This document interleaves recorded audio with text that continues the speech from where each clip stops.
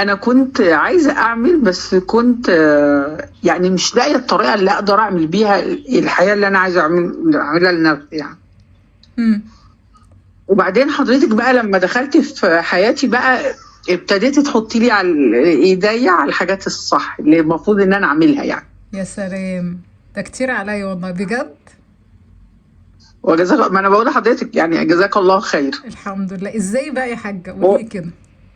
يعني مش هستاذن حضرتك ان ممكن بنتي اللي هي المهندسه وانا مؤهل متوسط تيجي تسالني عن حاجات اللي انا اتعلمتها. بجد. يعني تقول لي يا ماما اكل ايه وما اكلش ايه وادخل ايه، وانا اتعلمت حاجات من حضرتك فبقيت يعني ايه اقول لها اللي هي المفروض تعمل ايه يعني. جزاك الله عني كل خير. وبعدين انا كنت كتبت اهدافي بقى في الحصه اللي فاتت، ها. بس انا كنت عايزه اسال حضرتك سؤال. يعني انا كتبت عندي كذا هدف ان انا عايزه احققه. اتفضلي. هو لما ابدا بهدف ما ينفعش ادخل بهدف تاني، ولا لازم احقق الهدف ده بقى؟ افرض حضرتك مثلا قاعد معايا مثلا عشان احققه مثلا شهر وليكن مثلا. ايه المشكلة؟ خدتي بالك من القانون ان احنا قلناه في الاخر ان ده افضل بكتير جدا من كذا حاجة تعمليها في نفس الوقت مش هتوصلي للحاجة اللي انت عايزاها؟ حاجة واحدة بس خليكي مركزة عليها. ايوه ما حضرتك انا يعني كلهم بيشيلوا بعض.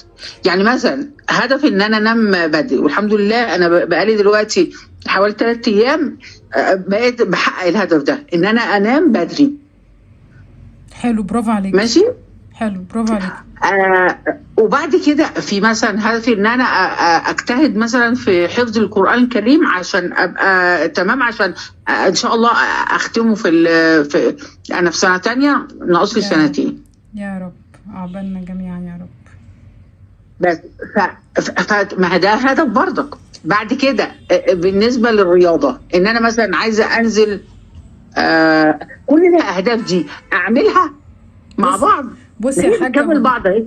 هقول لك يا حاجه هدى، مفيش حاجه مش هتكمل بعض، هي كلها سايكل وبتربط في بعض. يعني لو خدتي بالك من الستة بيلر مثلا بتوع الصحه، دي هتسمع في دي هتسمع في دي. انا لما هظبط نوم هلاقي رياضه، او حتى لما العب رياضه هتلاقي نومي بيظبط. انا لما هاكل صح مش عارفه هتلاقي كذا، هتلاقيهم بيسمعوا ببعض. فانا لما هظبط ده هيظبط ده هيظبط ده هيظبط ده.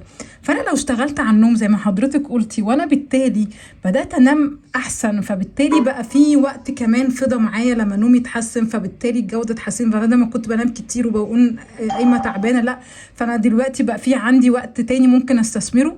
ساعتها اقدر مثلا ان انا ادخل القران، يبقى ده مش هيعارض النوم، لان النوم هيبدا ياثر على صحتي كلها. بالعكس، ده وفر لي وقت وخلى تركيزي بقى احسن في اليوم، فبالتالي اقدر ان انا اعمل ايه؟ اعمل القران. طيب حلو قوي، انا نومي خلاص ظبط وده خلاص وصلت له، ما عادش عندي فيه مشكله. عايزه ابدا ادخل بقى الرياضه، خلاص اتس اوكي. طب انا هبدا ادور بقى. دي بصي بترتبي دايما اولوياتك.